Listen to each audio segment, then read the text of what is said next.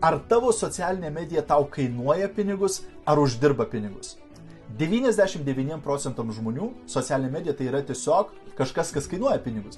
Nes jie sėdi tenai ir leidžia savo laiką tiesiog žiūrėdami kačiukų video ir tai jiems kerta per kišenę, nes tą laiką jie galėjo panaudoti kažkam produktyviam, kažkam efektyviam, paaugti, patobulėti, uždirbti pinigus ar panašiai.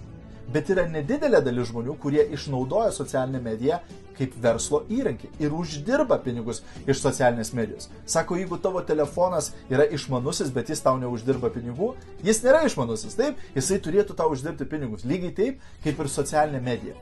Daugelis žmonių yra žiūrovai. Jie žiūri, kaip kiti uždirba pinigus. Tik nedaugelis būtent daro veiksmus, kurie uždirba pinigus. Taip? Tas pats kaip ir sporte.